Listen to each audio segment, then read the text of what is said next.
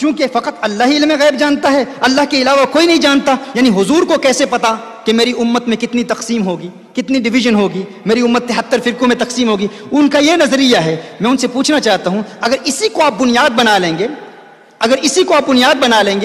تو پھر قیامت کی جتنی علامتیں حضور اکرم صلی اللہ علیہ وسلم نے بیان کی ہیں ان تمام کا انکار کرو؟ کہتے ہو فقط اللہ ہی علم غیب جانتا ہے، حضور اکرم صلی اللہ علیہ وآلہ وسلم علم غیب نہیں جانتے؟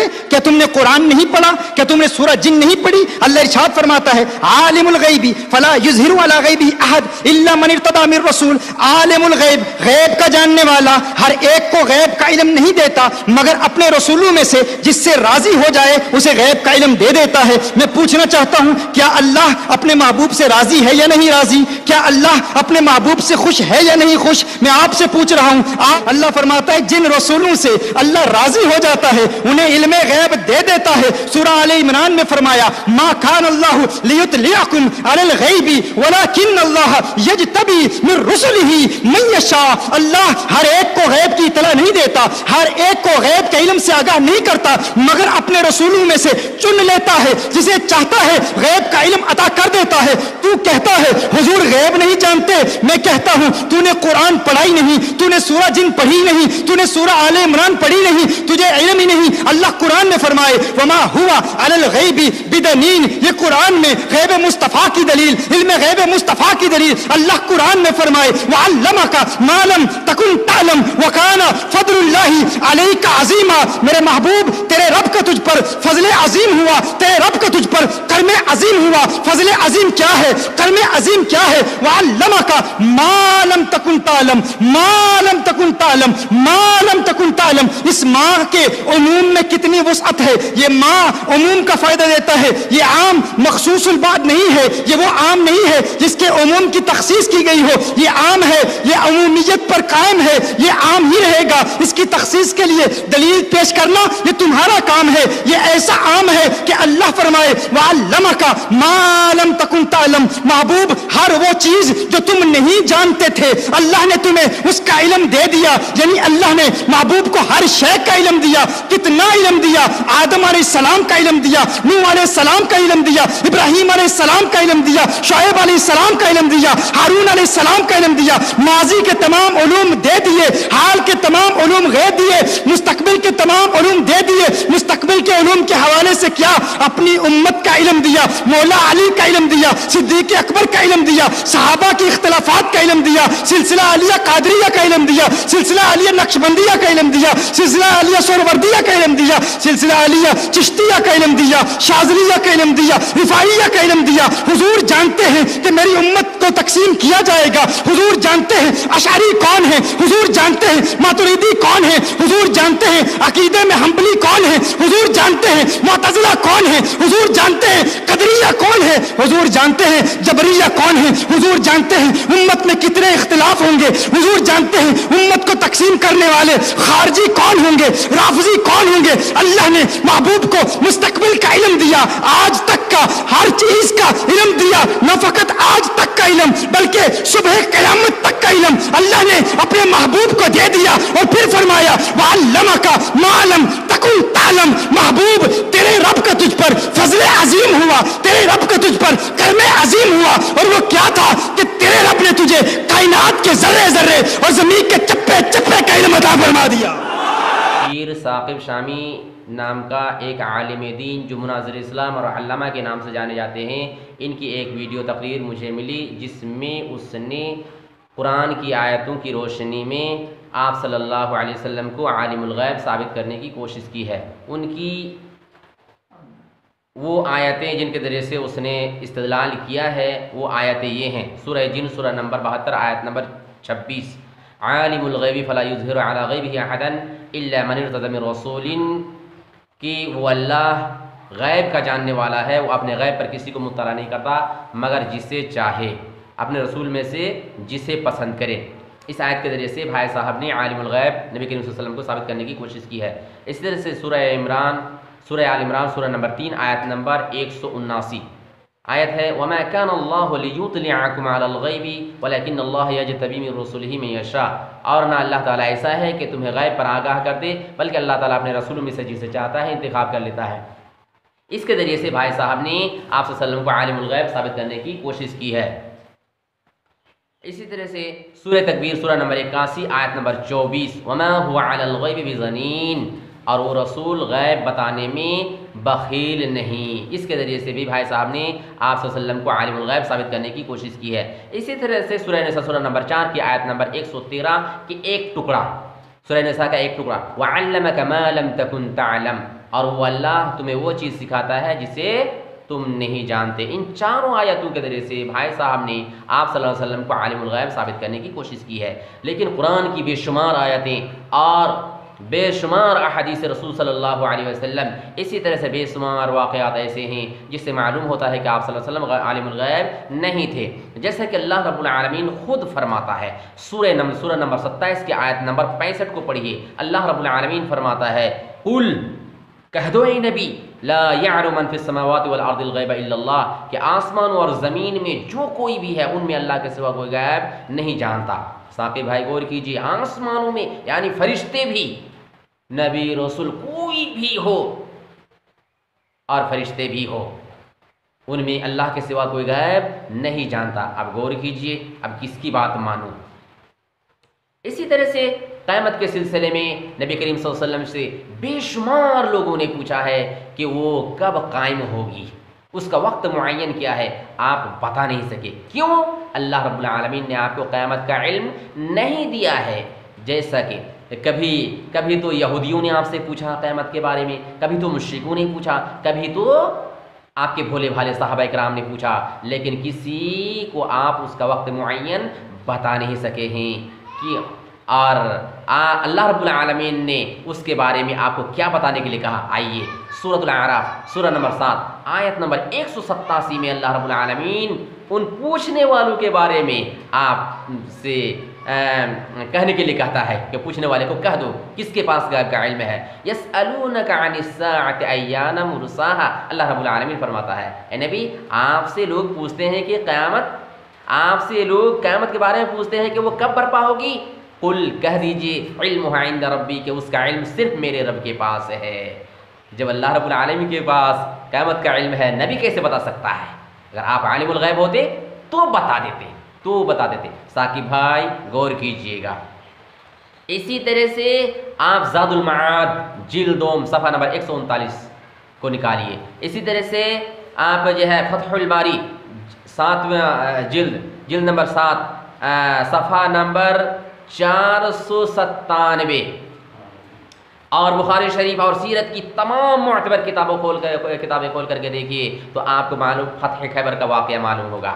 فتح خیبر کا واقعہ ملے گا جب اللہ رب العالمین نے خیبر میں آپ کو فتح عطا کی تو سلام بن مشکم کی بیوی زینت بنت حارث نے آپ کو دعوت کی اور آپ کے لیے بکری ذبح کر کے اس میں زہر ملا دیا اور آپ کے سامنے پیش کر دیا۔ آپ نے اٹھا کر کے منہ میں ڈال لیا، نگلے نہیں، پھینک دیے۔ لیکن آپ کے ایک صحابی بشر بن براء بن معرور نے کھا لیا اور وہ شہید ہو گئے۔ اگر آپ کو غیب کا علم ہوتا تو آپ زہر منہ میں ڈالتے، جس زہر کا اثر آخری وقت تک آپ کو جو ہے آپ کو رہا اور آپ کو تکلیف ہوتی رہی اور آپ کے ساتھی تو شہید ہی ہو گئے۔ اگر آپ عالم الغیب ہوتے فوراً اس کی گرفت کرتے، دعوت دیتے وقت ہی کہ دعوت کیا کر رہی ہے، مجھے مار ڈالنا چاہتی ہے، تمہارا ارادہ کیا ہے، آپ فوراً اس کی گرفت کرتے۔ لیکن آپ کو معلوم نہیں تھا، آپ کو بھی تکلیف پہنچی، آپ کے صحابی شہید ہو گئے۔ کیا عالم الغیب ایسے ہی ہوتے ہیں؟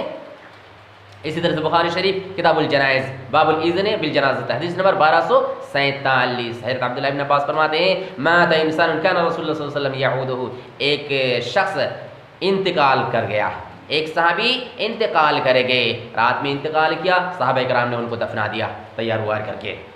صبح ہوئی، آپ کو معلوم ہوا، آپ نے صحابہ کرام سے پوچھا، اس لیے کہ آپ جو ہے اس کی زیارت کرتے تھے۔ کان رسول اللہ صلی اللہ علیہ وسلم یعودہ، اس کی آپ کو خبر تھی، آپ اس کی زیارت کیا کرتے تھے۔ صبح ہوئی تو صحابہ کرام سے پوچھا ما منعکم ان تعلمونی، تم لوگوں کو مجھے بتانے میں کون سی رکاوٹ پیش آئی، یعنی کیوں تم لوگوں نے نہیں بتایا، میں ان کی نماز جنازہ میں حاضر ہوتا۔ اگر آپ عالم الغیب ہوتے تو یہ بات کہتے، تم لوگوں نے کیوں نہیں مجھے بتایا، آپ کو خود خبر ہوتی، مرنے کی خبر ہوتی، اس کے نہلانے دھلانے کی خبر ہوتی، اس کے دفن کی آپ کو خبر ہوتی. تاکہ بھائی دیکھیں یہ کیسے عالم الغیب ہے جو پوچھ رہے ہیں تم لوگوں نے کیوں نہیں بتایا. دوسرے کی خبر کا محتاج عالم الغیب نہیں ہوتا ہے. اسی طرح سے ابو داؤد شریف کتاب الصلاۃ باب الصلاۃ فی النعل حدیث نمبر 650. محدث البانی نے اس حدیث کو صحیح قرار دیا ہے. حضرت ابو سعید خدری فرماتے ہیں نبی کریم صلی اللہ علیہ وسلم نماز پڑھا رہے تھے، اچانک آپ نے جوتے اتار کر کے بائیں طرف رکھ دیے. صحابہ کرام نے آپ کو دیکھا جوتے اتار دیے، انہوں نے بھی اتار دیے. جب آپ نماز سے فارغ ہوئے آپ نے صحابہ کرام سے پوچھا کہ تم لوگوں نے اپنے جوتے کیوں اتار دیے؟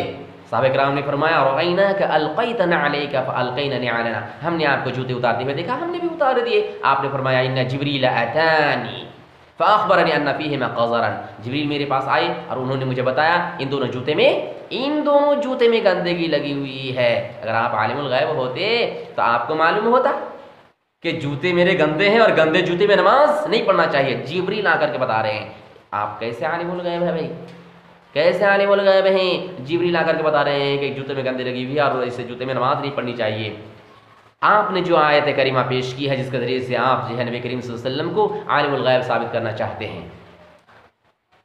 ان میں سے 2 آیت تو ایک ہی مفہوم ادا کرتی ہیں.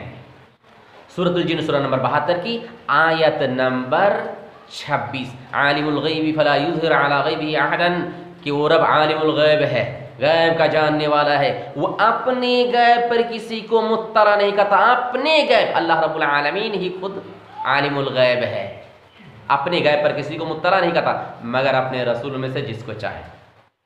اس کا کیا مطلب ہے؟ ضرورت کے وقت اصل عالم الغیب ماضی اور حال اور مستقبل کی خبر رکھنے والا اللہ رب العالمین ہے. آپ کہتے ہیں نبی صلی اللہ علیہ وسلم کو ماضی کی اور حال کی اور کیا کہتے ہیں مستقبل کی ساری خبر معلوم تھی، ہر چیز کا علم تھا.